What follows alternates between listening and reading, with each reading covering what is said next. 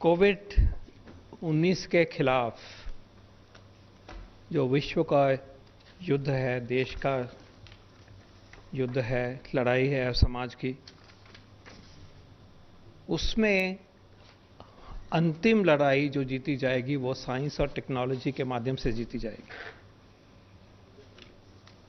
Vaccine से जीती जाएगी कि किसी को कोरोना पकड़ ही ना सके। दवाइयों से जीती जाएगी कि पकड़ भी ले तो भाग जाएगा। इतनी बीमारियां होती हैं, लेकिन कारगर दवाई होती है तो हमें फिक्र भी नहीं होता कि वो बीमारी हो जाए। और इसी तरह से हम टाइम पे उसका डायग्नोसिस करेंगे तो हमें हेड स्टार्ट मिलता है। हम वायरस को जल्दी इलाज की तरफ लेके जा पाते हैं। साइंस एंड टेक्नोलॉजी एक फाइनल फ्रंटियर है इस लड़ाई में, और हमें बहुत गर्व होगा। हम सब जानते हैं कि हमारे देश का जो साइंस एंड टेक्नोलॉजी का बेस है, हमारी फार्मा इंडस्ट्री है। हमारा इंडस्ट्री साइंस एंड टेक्नोलॉजी का वाइडर इंडस्ट्री है, फार्मा के भी अलावा। ये दोनों डायमेंशंस बहुत ही स्ट्रांग है।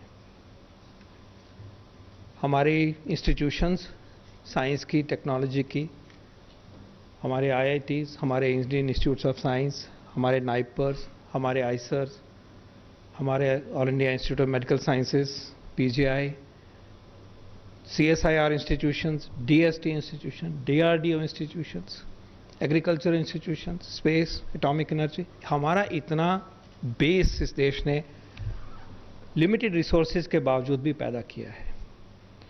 और बहुत खुशी से कहना चाहूँगा कि वो सारा तंत्र इस लड़ाई में लगा हुआ है। DBT, डिपार्टमेंट ऑफ बायोटेक्नोलॉजी, मैं कहना भूल गया, लेकिन वो तो बिल्कुल ही फोरफ्रंट पे, हम उनकी आज सुनेंगे चर्चा। सारा तंत्र जुड़ गया है। Indian council of medical research, DBT forefront पे हैं। हमारी इंस्टीट्यूशंस, हमारी इंडस्ट्री फोरफ्रंट पे है। और ये जो इतनी व्यवस्था बनी है, वो पूरी जुड़ के इस लड़ाई में हमारे देश को कोरोना से बचाने के लिए और कोरोना को दूर करने के लिए पूरी तरह से सम्मिलित है। भारत की फार्मा इंडस्ट्री को फार्मेसी ऑफ द वर्ल्ड कहा जाता है। हमारी दवाइयाँ से ही बहुत सारी बीमारियों का इलाज, चाहे वो HIV की बात है, चाहे TB की बात है, चाहे वैक्सीन्स की बात है जो बच्चों को लगते हैं, बहुत मात्रा में ये हमारे देश के ही बने हुए वैक्सीन्स और दवाइयाँ सारे विश्व में जाती हैं और सारे विश्व में जानें बचाती हैं, स्वास्थ्य प्रदान करती हैं। और सारा विश्व आज देख रहा है कि दवाइयाँ जब बने, नई बने, पुरानी दवाइयों को रीपर्पस करके हम इस्तेमाल करें और वैक्सीन बने, तो ये एक पक्की बात है कि उसका बहुत सारा मैन्युफैक्चरिंग, डोमिनेंट मैन्युफैक्चरिंग हमारे देश में होगा। लेकिन उसके साथ साथ हम रिसर्च और R&D, रिसर्च एंड डेवलपमेंट करते हुए, अपनी इंस्टीट्यूशंस को, अपनी इंडस्ट्री को साथ लेते हुए, अपनी council, Indian council of medical research, DBT, DST, other institutions को लेते हुए, ऑर्गेनाइजेशंस को लेते हुए, नई इजादें भी हम करने में लगे हुए हैं। और आज हम इसी कहानी को, इसी अचीवमेंट को, इसी जर्नी को अच्छी तरह से सुनेंगे। आपको याद होगा माननीय प्रधानमंत्री जी ने पिछले महीने जब देश को संबोधन किया था, तो उन्होंने एक क्लेरियन कॉल दिया, आह्वान किया कि आप साइंस सॉल्यूशंस ढूंढिए, वैक्सीन ढूंढिए, और देश के नौजवानों को, वैज्ञानिकों को, और कहा कि इसमें आप आगे बढ़िए। और ये उन्होंने कहा कि ये देश के लिए नहीं है, मानवता के लिए हमने ये सॉल्यूशंस ढूंढने हैं। तो दुनिया भी देख रही है, हमारा देश भी देख रहा है। मैं निवेदन करूंगा डॉक्टर के विजय राघवन जी से कि आज हमें विस्तार से बताएं कि इन साइंस सॉल्यूशंस के लिए, vaccines, drugs, diagnostics, other technologies में हमारा देश किस तरह से आगे बढ़ रहा है और कैसे हम इस लड़ाई को उस मोर्चे पे भी जीतेंगे। और ये सॉल्यूशंस हम अपने देश के लिए मानवता के लिए, विश्व के लिए प्रदान करेंगे। Over to you sir. धन्यवाद डॉक्टर पॉल। नमस्कार। जैसे डॉक्टर पॉल ने कहा, कोविड-19 जो सार्स कोरोना वायरस 2 फैलाती है, उसके खिलाफ हमारे पास 5 तरह के कार्य करनी चाहिए जीतने के लिए। एक तो हमारी हाइजीन ठीक होनी चाहिए, यानी मास्क पहननी चाहिए, हाथ साफ करनी चाहिए, दूसरी सरफेसेस को साफ करनी चाहिए, तीसरी फिजिकल डिस्टेंसिंग मीट करनी चाहिए। ये तीनों आसान लगते हैं, लेकिन जैसे लॉकडाउन निकलती है वो करना मुश्किल है, और उसके लिए साइंस एंड टेक्नोलॉजी से तरह तरह के सॉल्यूशंस निकालनी चाहिए। चौथे और पांचवें ट्रैकिंग और टेस्टिंग है। ये 5 हमारे हाथ में, हमारे सोसाइटी के हाथ में अभी भी हैं, जब हम वेट करते हैं वैक्सीन और ड्रग्स के लिए।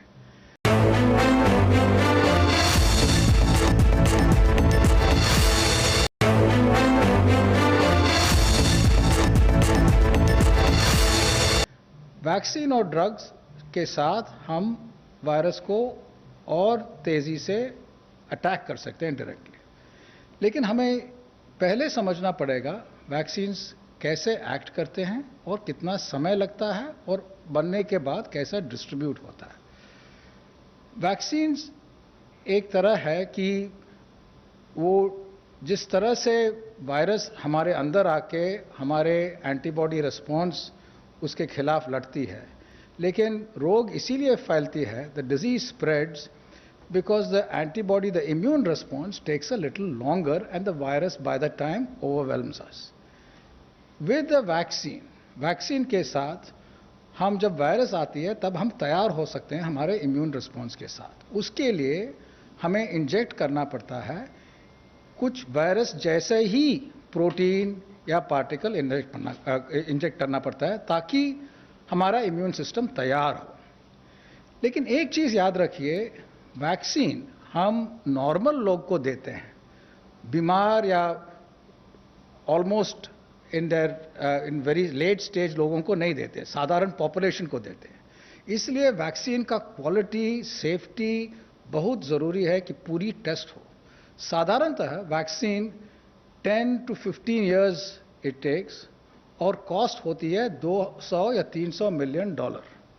अब हमारी कोशिश है कि जो 10 साल लगती है उसको 1 साल में करना चाहते हैं। अगर 1 साल में करना चाहते हैं तब हमें पैरेलल प्रोसेसिंग करनी पड़ेगी। Instead of working on one vaccine and seeing whether it works over a 10-year period and investing on that, we have to invest on 100 vaccines. The world is investing on more than 100 vaccines at the same time.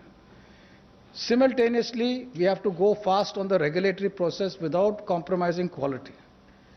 And we have to have manufacturing capabilities expanded while not compromising on our standard immunization program. And then we have to have distribution systems ready even after all this is done. This, instead of costing now $200 to $300 million, will cost you $2 to $3 billion.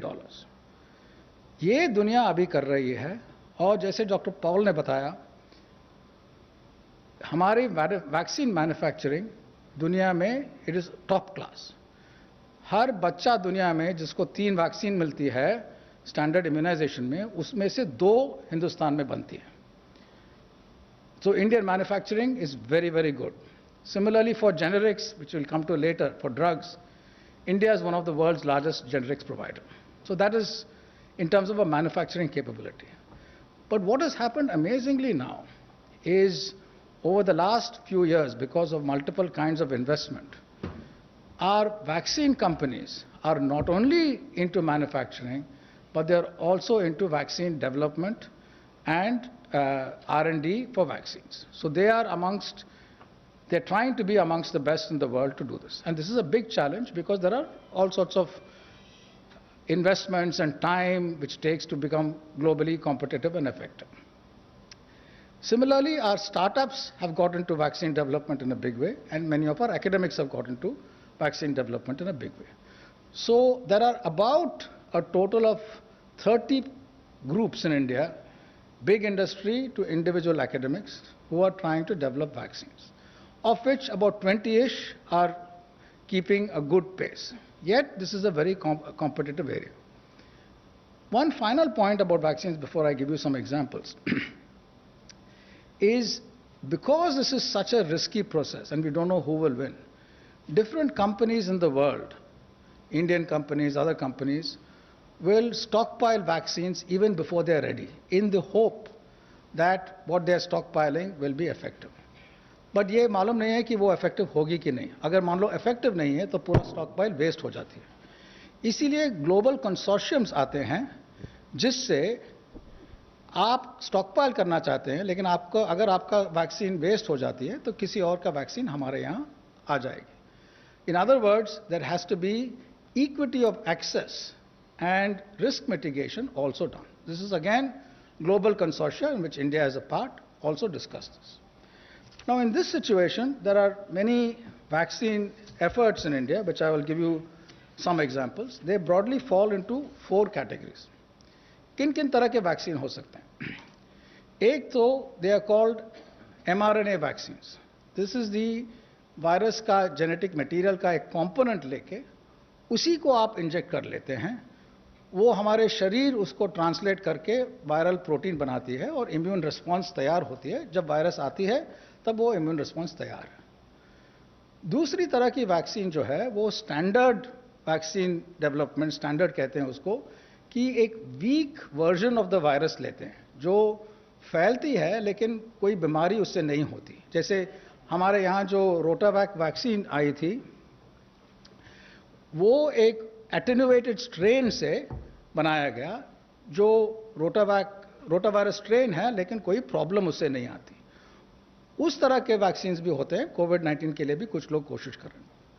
तीसरी, किसी और virus की backbone में इस virus के कुछ protein coding region को लगा के वैक्सीन बनाते हैं. तो ये तीसरी तरह की वैक्सीन है. और चौथी, ये वायरस का प्रोटीन लैब में बना के उसको एक दूसरे स्टिमुलस के साथ, एडजुवेंट कहते हैं उसको, लगाते हैं.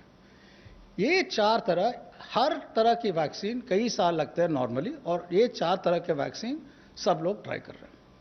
तो क्या हो रहा है देश में? एक हमारे कई कंपनीज हैं, वो उनका नाम नहीं लूँगा, आप सबको मालूम है.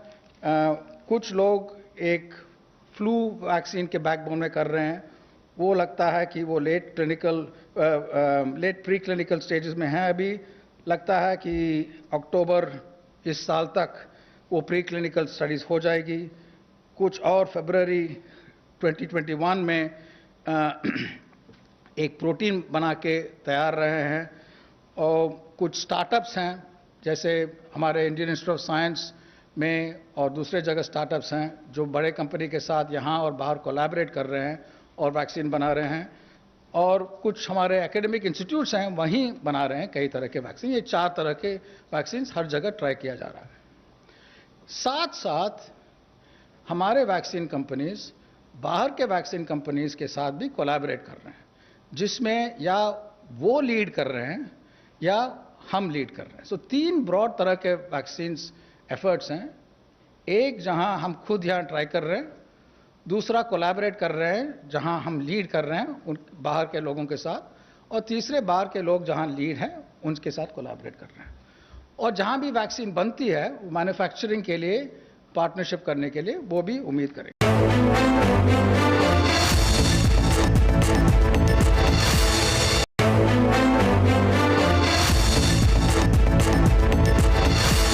तो ये हुई वैक्सीन डेवलपमेंट के बाद. एक और चीज मैं बताना चाहता हूं कि when a vaccine is made, it is not like a switch which will be available to everyone on day one.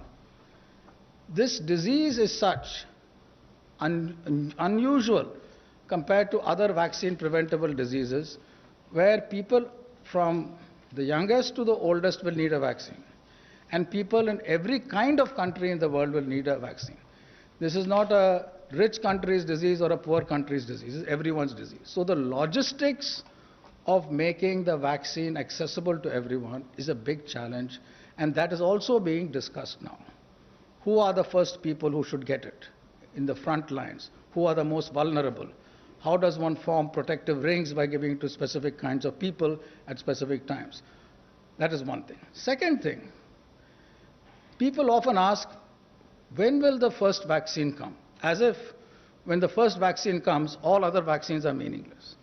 Remember that the first vaccine is the first vaccine to be ready. It will be a vaccine, it will be for 1 dose or 2 doses or 3 doses. Then there will be another vaccine which will be better in some context. There will be a third vaccine which will be better in some other context. This is such a huge pandemic that there is no meaning to say coming first or coming second.